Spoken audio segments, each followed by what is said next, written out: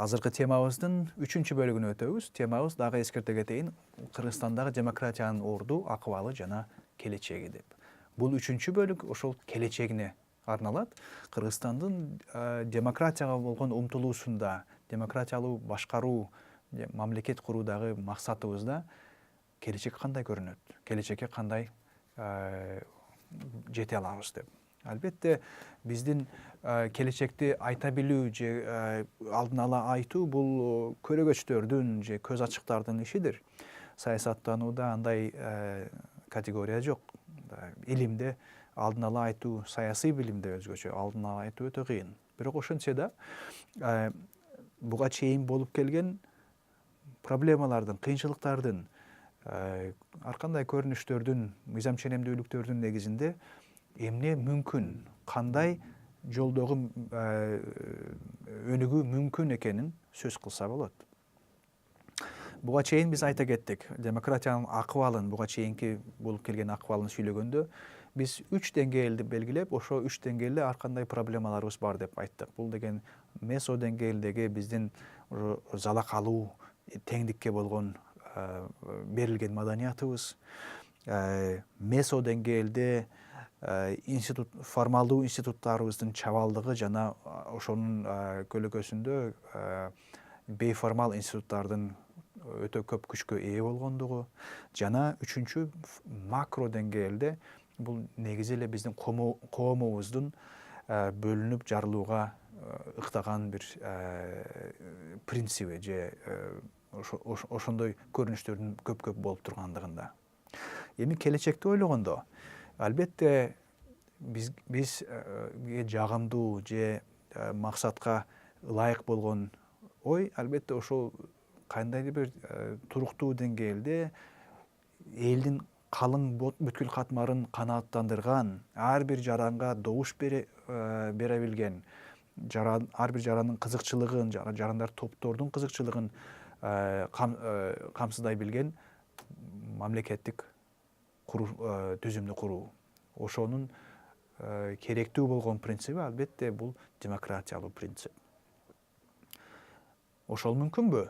Демократия, Кыргызстандын демократиясы же кыргыз демократиясы бул реалдуу идеябы? Менимче албетте толук реалдуу. Эми эгер буга чейин ошо проблемаларды айткан болсок, анда ошолор кантип чечилгенде демократиябыз, биздин демократиябыз ырааттуу, туруктуу, ошо тилекке жараша системага айланышы мүмкүн деген суроону алалы. Микро деңгээлде эгер буга чейин болуп келген биздин тоскоолубуз, кыйынчылыгыбыз ушул залакалуу, аша чапкан эгалитардык принципке берилгендигибизде болсо, анда менимче ушул эле принципти оңдоо мүмкүн. Бул принципти оңдоодо эмне деген? Бул жана айта кеткендей, чыныгы демократиялуу, чыныгы ар бир жарандын укугун, ар бир жарандын кызыкчылыгын эске ала билген коомдо ошол ар бир жаран үнгө ээ болуш керек. Ар бир жаран кайсы бир саясат жаатындагы алдуулукка ээ болушу керек. Бизде менимче ошол залакалуу эгалитарианизм бир аз оңдогондо такай ошол керек болгон, абзел болгон жарандын өзгөчөлүгүн камсыз кылып бере алат. Муну мисал үчүн биз ошол залакалуу эгалитардык жаран дегендин ордуна укуктуу жана жаратман жаран деп айтсак болот. Жанагы тоскоол болуп аткан терс көрүнүштөн оң көрүнүшкө өтүү дээрлик бир эле кадамдын иши десек болот. Биз буга чейин дагы бир темабызда ошол демократияны жана жаран деген маселени талкуулаганбыз, жалпы теориялык деңгээлде. Ошондо жарандардын ар кандай түрлөрү болот деп, мисалы үчүн биз колдонуучу жаран деп айтканбыз бирөөнү жана протесттүү жаран деп айттык менимче, жана дагы бир жаңыраак пайда болуп аткан жарандардын модели деп жаратман жаранды айта кеткенбиз. Жаратман жаран деген ким эле? Бул деген ошол өзгөчө мамлекеттик, коомдук институттарга өзүн мүчө көрүп, коомдо болуп аткан процесстерге, башкаруу процессине болобу, же өнүгүү процессине болобу, тарбиялоо процессинде болобу, өзүн чекеде калып калган бир тиешеси жок киши эмес, ошонун ар бир ошол процесске мүчө болгон, ошол процесстен кандайдыр бир пайдасын көрө билген жаратман катары активдүү роль ойногон жаранды айтканбыз. Бизде такай ошол жаран пайда болушу толук мүмкүн. Анткени биздин жарандарыбыз активдүү. Анткени биздин жарандарыбыз өзүнүн кимдигин, өзүнүн инсандыгын жоготкон эмес жарандар.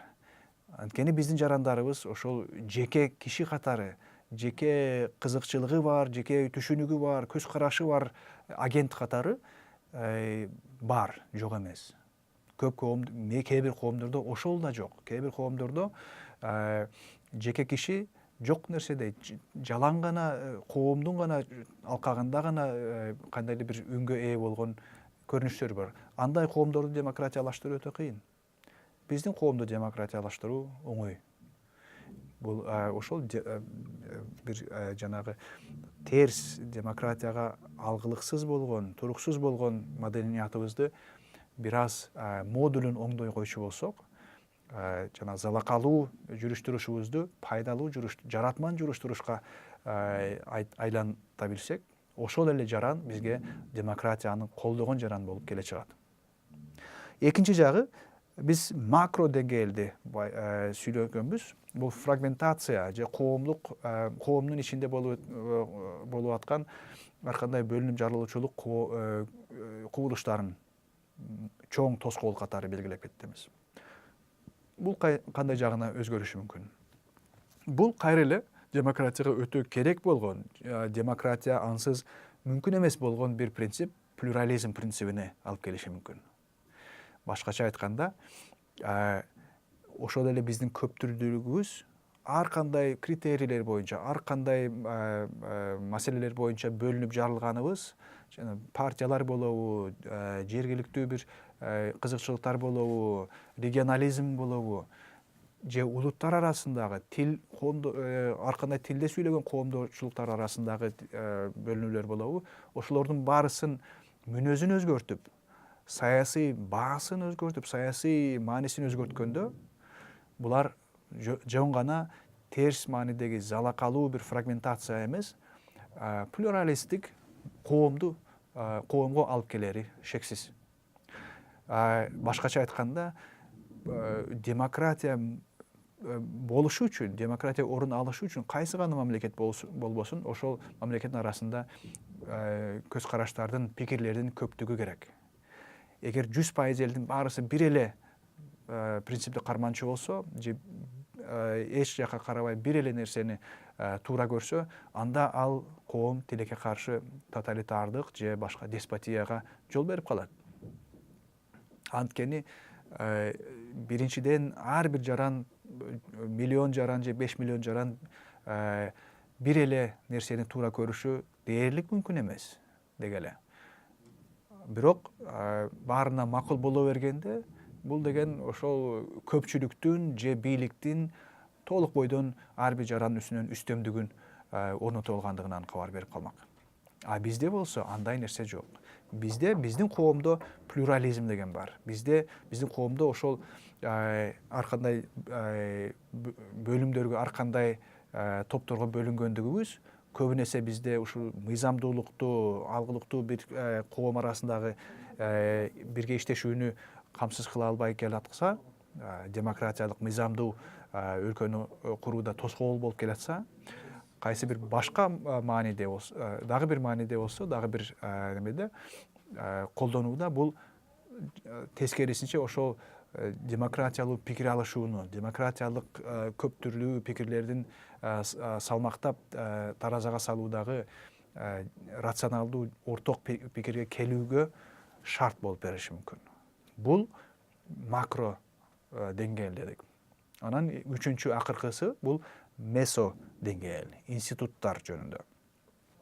Институттардын чабалдыгы, эстесеңиз, биз формалдуу мыйзамда бекитилген мыйзам ченеминдеги институттардын чабалдыгы жана ошолордун чабалдыгынын натыйжасында бейформал институттардын, мыйзамдан сырткары турган институттардын, маданий болобу же кыска тар чөйрөлөрдөгү коомдордун ичиндеги алакалардын мамилелердин өзүнчө өз алдынча институт боло келип жана формалдуу мыйзамдагы институттарга басым жасай баштаганын белгилегенбиз. Бул да болсо мыйзамга түптөлгөн, мыйзамга бек байланган мамлекеттик башкарууну камсыз кылууда чоң тоскоол болуп келген. Бул кандай өзгөрүш? Бул кайсы тарапка, кайсы багытта өзгөрүшү мүмкүн? Бул менимче жаңыча бир эмеси жок, табышмагы жок. Бул деген бизде институттук жаратмандыкты талап кылат. Буну менен эмне дейм? Бул жаратман жаран деп айтпадыкпы башында?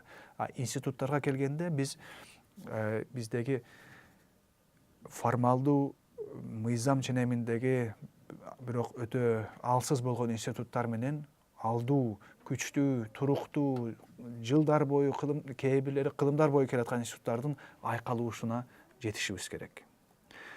Бизде кайсы бир башка мамлекетте, Улуу Британияда болобу, Францияда болобу, Германияда болобу же Америкада болобу, аларда орун алып келген, аларда туруктуу кылымдар бою иштеп келген институт көчүрө келгенде бизге тамыр алып кетүүсү өтө кыйын. Бизде эле эмес, кайсы гана мамлекетте болбосун, институт бир жерден экинчи жерге экспорттолуусу мүмкүн эмес. Бир жакшы саясаттануучу айтып кеткен экен, институттар негизи экспорттолуусу мүмкүн эмес. Бирок кээде өтө сейрек кездерде импорттолуусу мүмкүн деген. Импорттолуусу мүмкүн дегенде эмне деген? Бул деген ошо өз жана колдонуучу жаңы институттарды куруп аткан коом өзү башка жактардан үйрөнсө, мүмкүн ал институттар тамыр алып кетет. Бирок биз өзүбүз түшүнбөй туруп, бизде коомдо ошондой институттарга талап жок болуп туруп, башка жерлерден ар кандай уюмдук, мыйзамдык же башка формалдуу институттардын түрлөрүн алып келгенде, албетте алардын тамыр алуусу дээрлик мүмкүн эмес. Башка жагынан алып караганда, бул бей институт же эч кандай бир туруктуу бир мыйзамдардын, эрежелердин системасы жок болгондо, албетте башкаруунун өзү мүмкүн эмес. Ошондуктан бизге кандайдыр бир институттар, башкача айтканда эрежелердин түрмөктөрү, түзүмдөрү керек. Кеп алардын керегинде же керегинде эмес, кеп ошондой иштей алган, коомдун жашоосун башкара билген, кандайдыр бир алгылыктуу нукка сала билген институттарды куруунун маселеси. Менимче бул маселеде ошол бизде эффективдүү болуп келаткан алгылыктуу бир коом өз ошо бейформал институттарды колдонуп жүргөн коомдордо, кичи коомдордун арасында жакшы позитивдүү эффектке ээ болгон институттарды формалдуу институттар менен айкалыштыруубуз абзел. Бул толук мүмкүн жана көп мамлекеттерде ар кандай жаңы демократиялуу мамлекет, мыйзам негизинде түзүлгөн мамлекеттерди курууда болуп келген нерсе. Кыргызстан бул жерде жаңы бир жаңы илим же жаңы табышмакты чечүүнүн жолунда эмес. Бул жөн гана өзүбүзгө керек болгон, өзүбүздө иштей билген институттарды куруубузга болгон аракет. Менимче ушул үч нерсе орун алышы керек бизде. Эми албетте сиз сөзсүз эле сурап атсаңыз керек. Мындай болсо жакшы болмок, тигиндей болсо жакшы болмок, бирок ошону ким кылат деп. Бул албетте саясаттанууда өтө чоң жана кыйын маселе. Анткени саясий маселелер, саясий килейген чоң коомдордун өнүгүүсү бул машина куруу же бир кандай бир аппаратты оңдой коюу же бир сүрөт тарта коюу деген маселе эмес экен. Мындай чоң башка маселелерди бир адам, билимдүү адам болсо келе калып кылса болот. Толук коомду кантип өзгөртөсүң? Бул менимче баарыбызга эле түшүнүктүү нерсе, өтө татаал жана тез аранын ичинде болушу өтө кыйын.